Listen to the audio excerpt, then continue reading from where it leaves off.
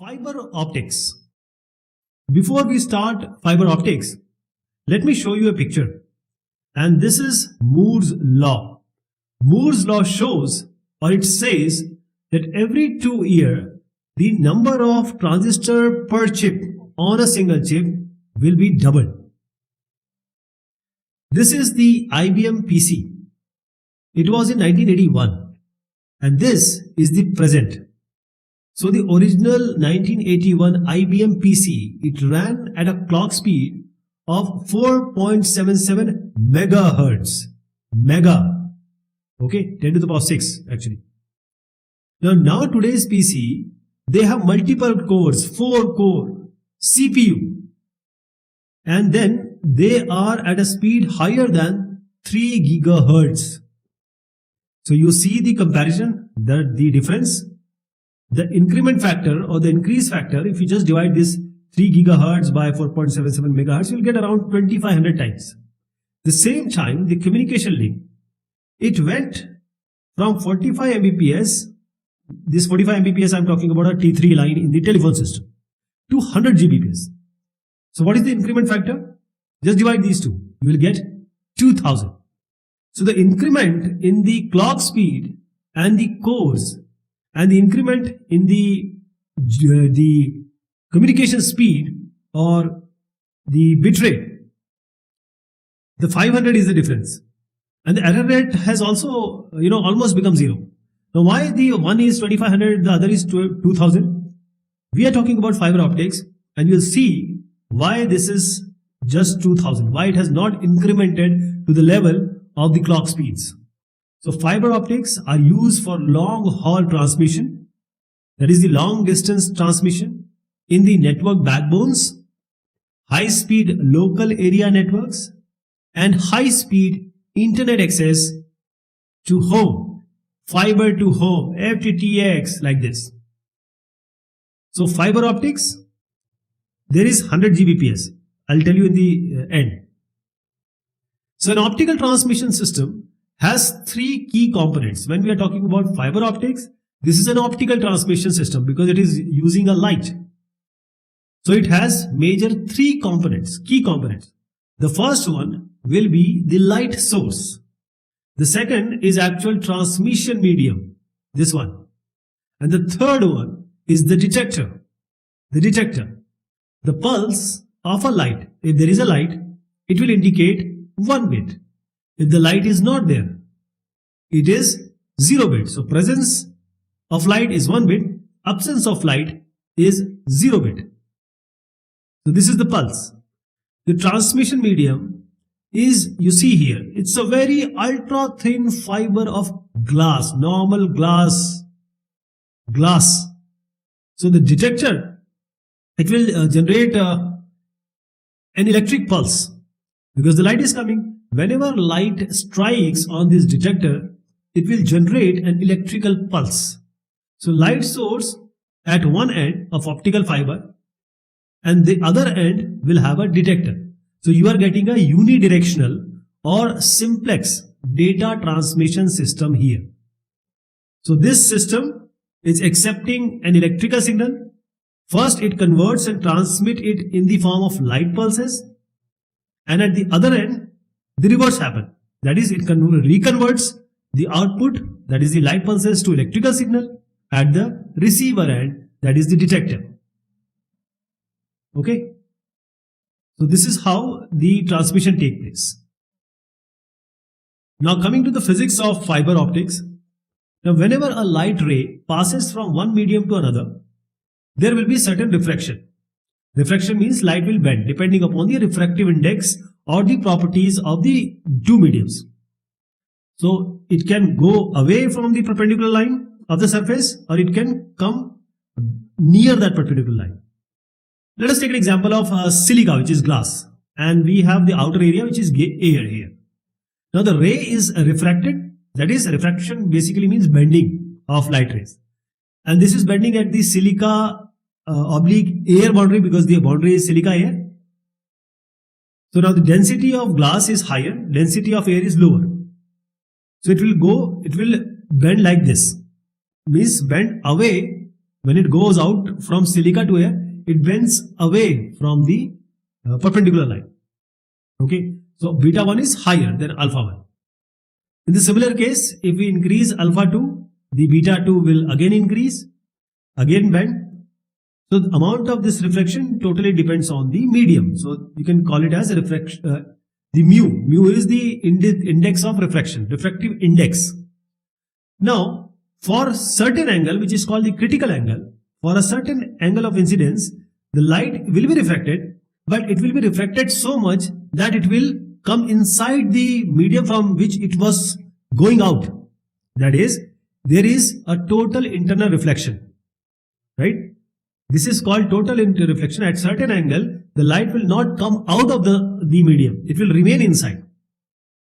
So now coming back to our glass or fiber optics, you see here, if there are multiple rays coming, all these rays have different modes. They are bouncing actually. So when they are bouncing, they have different modes. They are bouncing at different angles. So each ray has a different mode. That is why this kind of fiber or this kind of glass fiber is called a multi-mode fiber. Is called a multi-mode fiber. I'll tell you about the microns. This can be used up to 15 kilometer. But if this fiber diameter can be reduced to a few wavelengths of light, that is say 10 microns. As I was telling you, multi-mode fiber is 50 microns. And 1 micron is 10 to the power minus 6 meter. So this is 10 microns.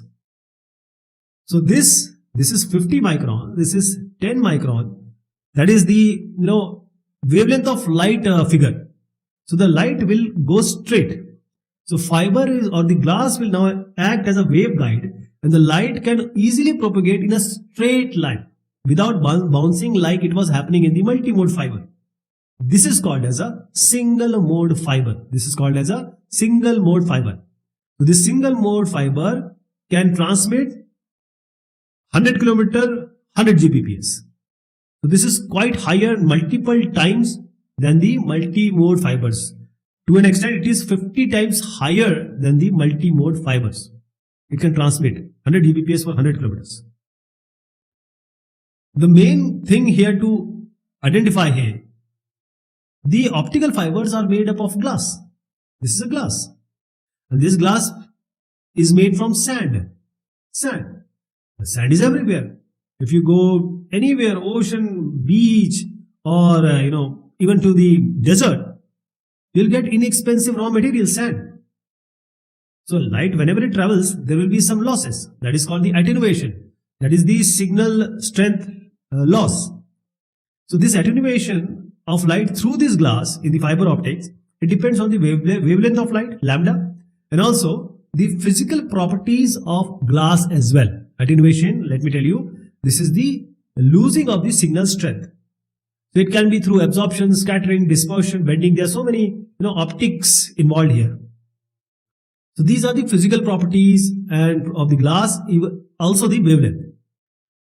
Now we always compute the losses in terms of decibel. So in order to do that, we define a ratio of input to the output signal power. So if you assume that Pi is the input power, Po is the output power. So the ratio, we are defining it as the signal power. Now in order to find out in decimal, we have to use 10 log 10 base 10, 10 into log 10 and Pi by Po. Pi by Po, let us say it is 2. We are saying that a factor of 2 loss of the signal power. What will be the attenuation? Attenuation in the dB is 10 log 10, 2 is Pi by Po. That is around 3 dB, 3 decibel. So this decibel will be explaining in detail, but right now it's a logarithmic way to measure power ratios. So 3 dB loss of power 2. Now light, when it transmits through the fiber, there are different electromagnetic spectrum we are going to talk about. So let us see here, this is the NIR, near infrared part of the spectrum. This is used in practice. There are 3 wavelength bands that are commonly used at present for the optical communication. The first one is here 0.85, second one is 1.30, and third one is 1.55 microns. Microns again 10 to the power minus 6 meter. So all these bands, the width is 25,000 to 30,000 gigahertz. So these are the 3 wavelength band which we use in fiber optics, optical communication. This 0.855 micron band was used first, and the good part was, first, the bad part has higher attenuation loss, but the good part is the lasers and the electronics could be made from the same material, that is the gallium arsenide, though it has higher attenuation signal loss. Now coming to 1.30 and 1.55 microns, these bands have good attenuation property, that is less than 5% if you say 1 kilometer you take. So here you see an example of 1.55 micron band. This is widely used in erbium doped amplifiers. So whenever the light travel, we are talking about fiber. So light pulses, when we sent it through fiber, it spread out its length. Lengthwise they spread. This is the input pulse. So this is the output pulse. So it spreads. And as they propagate, this happens. This is called as chromatic dispersion. Okay. Now, the amount of this dispersion is wavelength dependent, lambda.